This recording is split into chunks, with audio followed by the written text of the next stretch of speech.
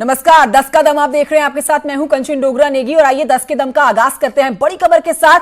बड़ी खबर समाजवादी पार्टी के कद्दावर नेता आजम खान से जुड़ी हुई है। रामपुर में आजम खान की जौहर ट्रस्ट की जमीन हो सकती है सरकारी घोषित। करीब 66 हेक्टेयर जमीन के सीलिंग में आने की संभावना है। ट्रस्ट पर नियमों का पालन नहीं करने का आरोप लग रहा है।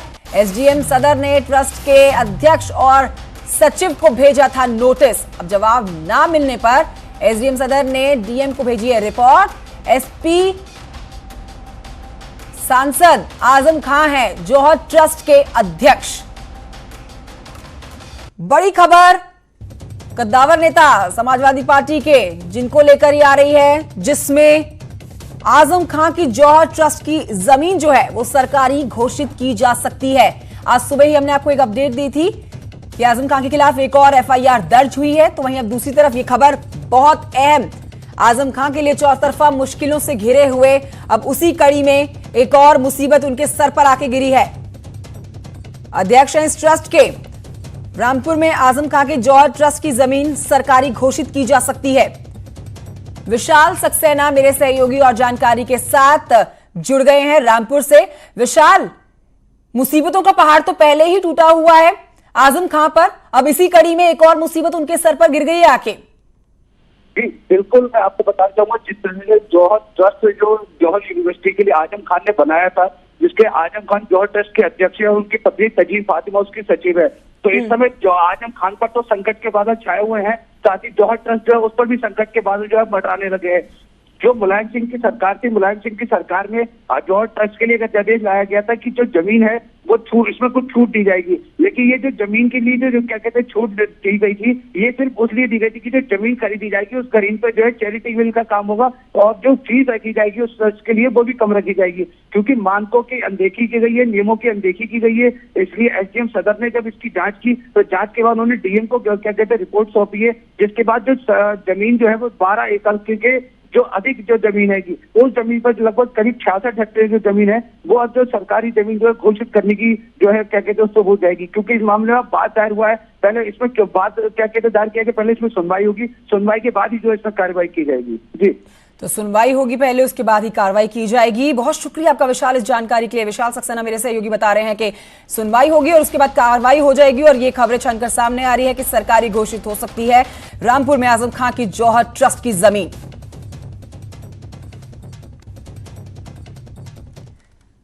10 का दम में अगली बड़ी खबर अंबेडकर नगर से, जहां पर बदमाश जो हैं, अज्ञात बदमाश बचाए जा रहे हैं, जो घर में घुसकर व्यापारी और उसके परिवार पर हमला कर देते हैं। तस्वीरें आपके सामने। व्यापारी और उसकी पत्नी घायल हुई हैं। इसी बीच व्यापारी ने अपनी लाइसेंसी पिस्टल से बदमाशों पर फायरिंग की, जिसके बाद एक बदमाश घायल भी हुआ, दूसरे को पकड़ लिया गया। इसके बाद दोनों की स्थानीय लोगों ने जमकर पिटाई कर डाली। दोनों बदमाशों को गंभीर हालत में ट्रॉमा सेंटर में भर्ती कराया गया। तो वहीं व्यापारी वैभव संगवानी का जिला अस्पताल में इलाज चल रहा है, उनको भर्ती कराया गया।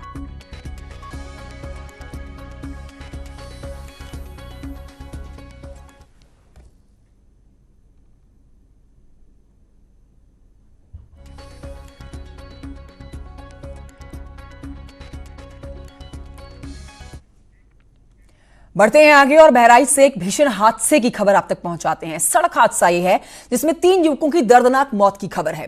हादसा उस वक्त हुआ जब बहराइच लखनऊ हाईवे पर जा रहे बाइक सवार 3 युवकों को बेकाबू रोडवेज बस ने टक्कर मार दी, जिससे तीनों की घटनास्थल पर मौत हो गई।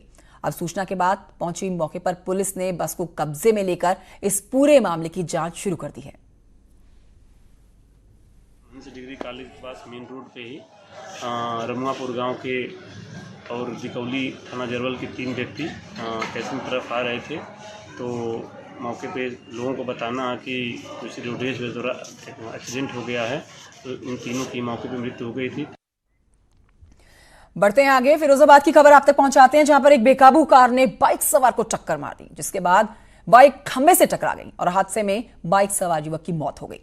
2 लोग इसमें गंभीर रूप से घायल भी हुए हैं। पास के अस्पताल में उनको भर्ती कराया गया, इलाज चल रहा है।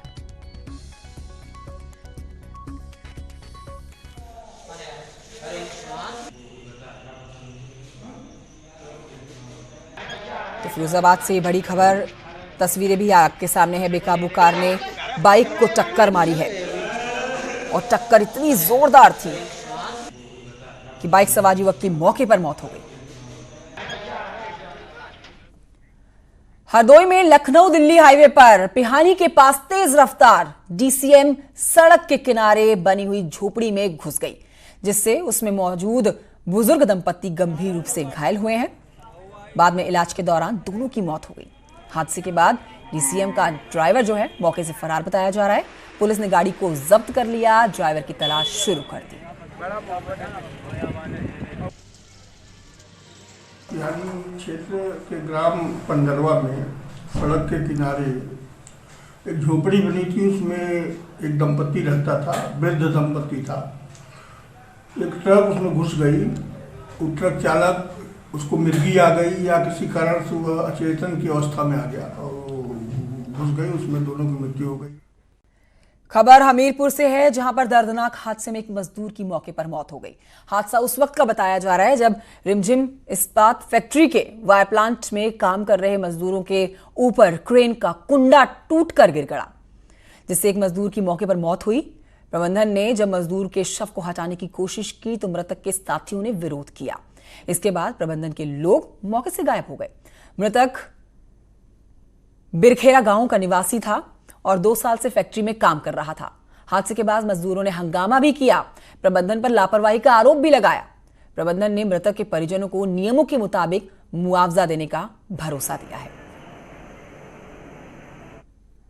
यहाँ पे ऊपर के फ्लोट में काम कर रहा था, वहाँ वेट मशीन थी और उस पर मतलब कि बोवन भर भर के लिफ्ट से नीचे उतारते हैं, उसमें ओवर भर के माल चलवाते हैं, उसमें इतनी कैपेसिटी भी नहीं है।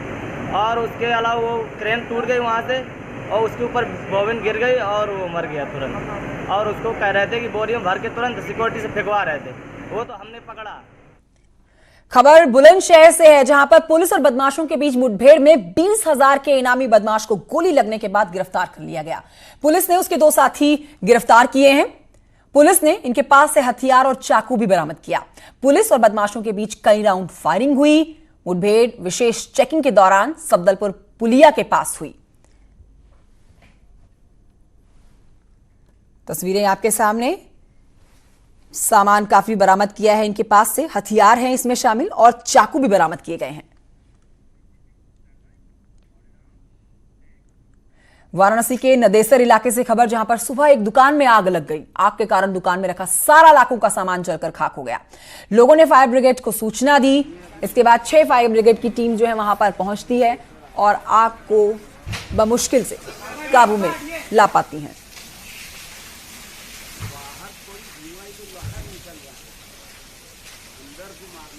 समय लगेगा उसको कवर करने में।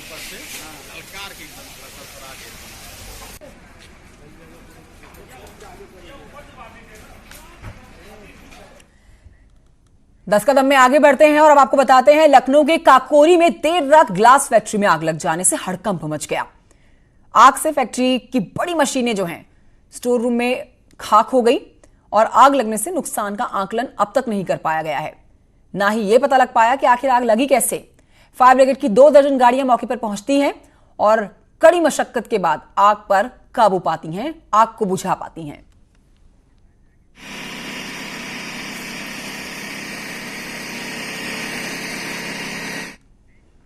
तो आज कांशीराम जी की जयंती है, इस पर बसपा प्रमुख मायावती प्रेस कॉन्फ्रेंस कर रही हैं। आइए रुक करते हैं। बसपा गठबंधन से चुनाव लड़ रहा था, लेकिन वही दूसरी तरफ जब दूसरी पार्टियों के लोग बीएसपी में आते हैं तो उन्हें या तो वे दिखाते नहीं हैं जातिवादी मीडिया के लोग, या फिर उनको वे जिस पार्टी को छोड़कर आए हैं तो उनका रिजेक्टेड माल बता के बीएसपी को ज़्यादा फायदा होने की खबर नहीं दिखाते हैं। इसलिए मान्यवर श्री कांशीराम जी ने हमेशा अपने लोगों को मीडिया के बारे में यही कहा है कि मीडिया में जिन अखबारों व चैनल आदि की अभी तक भी यहाँ अपने देश में खासकर कमजोर वर्गों के प्रति जातिवादी मानसिकता नहीं बदली है, तो उनसे अपनी पार्टी के लोगों को हमेशा सावधान रहना है। इसके साथ साथ आज मैं मीडिया को ये भी स्पष्ट कर देना चाहती हूँ कि बीएसपी में रहे जो लोग भी दूसरी पार्टियों में गए हैं या आगे जाने वाले हैं, तो वे ज़्यादातर पार्टी से निकाले गए लोग हैं या फिर पार्टी ने उन्हें उनके गलत कारनामों की वजह से पार्टी में किनारे कर दिया है, अर्थात उन्हें पार्टी में कुछ भी कार्य नहीं दिया है। इसके साथ ही मान्यवर श्री कांशीराम जी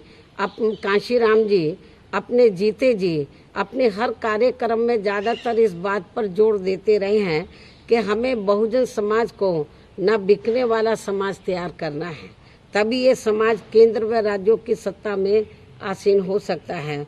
और उनके इस बात का असर ये पड़ा कि पार्टी में जिन लोगों को भी अभी तक निकाला गया है या फिर वे अपने स्वार्थ में पार्टी को छोड़कर चले गए हैं, तो फिर वे अकेले ही गए हैं, लेकिन उनके साथ उनका समाज नहीं गया है।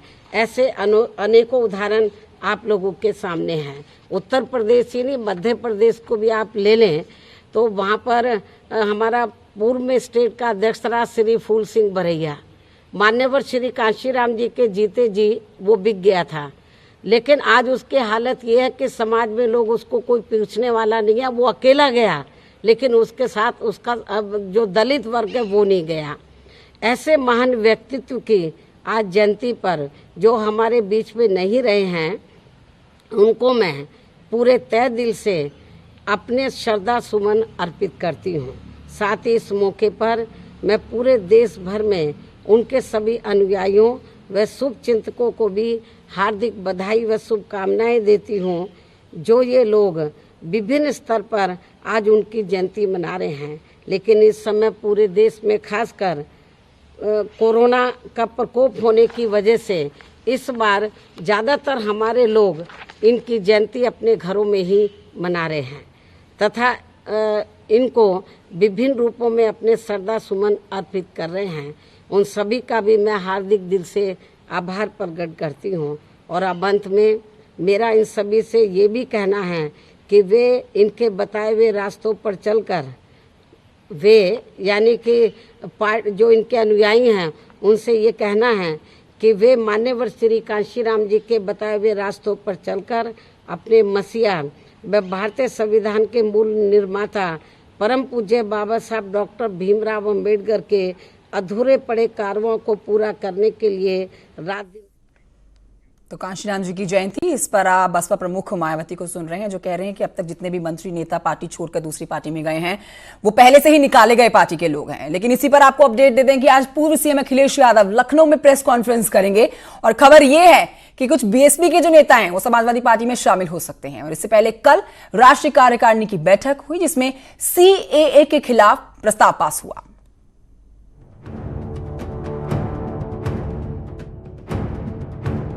बैठक में एसपी अध्यक्ष अखिलेश यादव ने आगामी चुनाव को लेकर पार्टी की रणनीतियों के बारे में एग्जीक्यूटिव मेंबर को बताया, तो वहीं मीटिंग में यूपी सरकार और केंद्र की मोदी सरकार को घेरने की भी कोशिश की गई।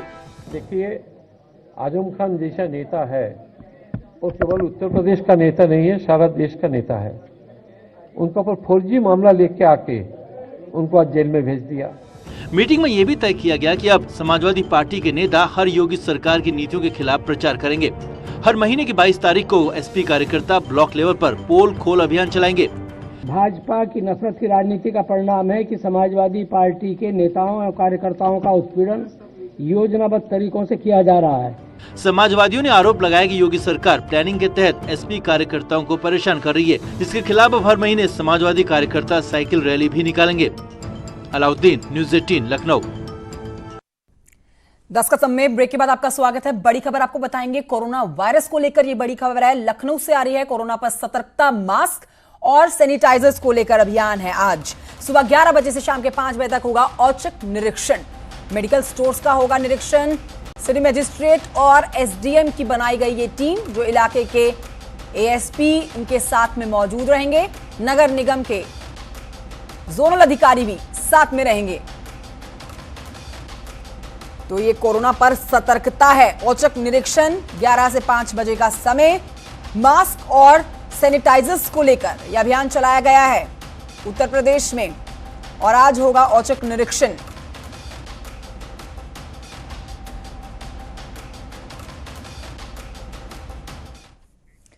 तो कोरोना के खौफ के बीच में एक अच्छी खबर भी आप तक पहुंचा देते हैं। दिल्ली के सफदरजंग हॉस्पिटल से अच्छी खबर, जहां से 6 मरीजों को ठीक करके उनके घर भेज दिया गया है। इसमें दिल्ली का एक मरीज है, नोएडा का एक है और 4 मरीज आगरा के हैं। आगरा के एक कारोबारी परिवार के 6 लोगों को संक्रमण हुआ। ये सभी इटली से आए, दिल्ली के रहने वाले एक शख्स के संपर्क में आते हैं और आगरा के इस परिवार के 4 लोगों को अब कोई खतरा नहीं है, इन्हें घर भेज दिया गया है। यूपी में कोरोना वायरस से कुल मिलाकर 12 लोग संक्रमित हैं जो ठीक हो गए हैं, बता रहे हैं। इनकी संख्या अब 7 हो गई है।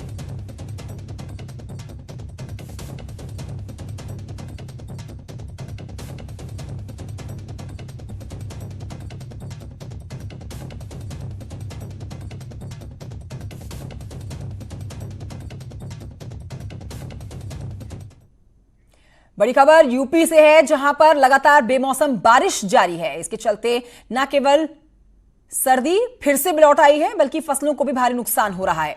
बारिश के साथ ओला गिरने से भी गेहूं के साथ सरसों और दलहन की फसलें चौपट हो गई हैं। उधर सरकार की तरफ से किसानों की मदद के निर्देश दिए गए हैं। तो बेमौसम बारिश जिसने सबसे ज्यादा नुकसान किसानों की फसलों को पहुंचाया, तो बेमौसम बारिश से न सिर्फ सर्दी बढ़ी है, ये देखिए ओलावृष्टि की तस्वीरें आपके सामने, जब ओले गिरे हैं, गड़गड़ाते हुए बादल, तेज हवाएं और झमझमाती हुई बारिश, इस बीच ओले भी गिरे हैं।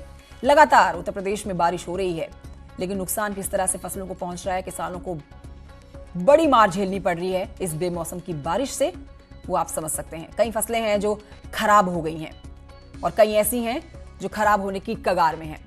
चित्रकूट रुक करते हैं, मेरे सहयोगी अखिलेश सोनकर और जानकारी के साथ मौजूद है। अखिलेश, इस बेमौसम की बारिश से अगर कोई परेशान है तो वो किसान है। कईयों की फसलें खराब हो चुकी हैं और कईयों की फसलें अभी खराब होने के लिए तैयार बैठी हैं लगातार बेमौसम बारिश से।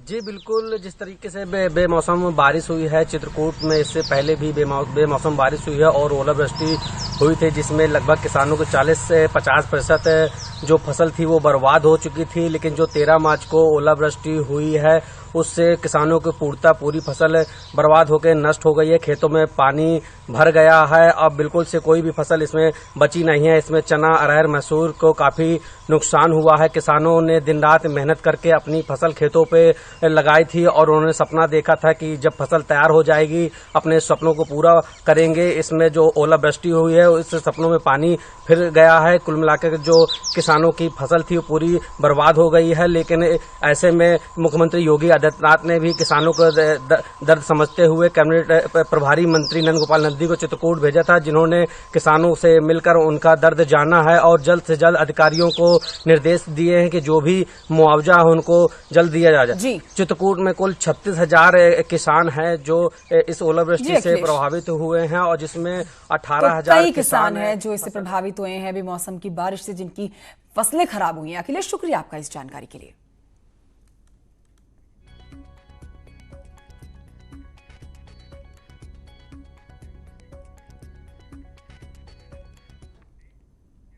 और इसी के साथ 10 का दम में इतना ही। आप देखते रहिए न्यूज़ 18।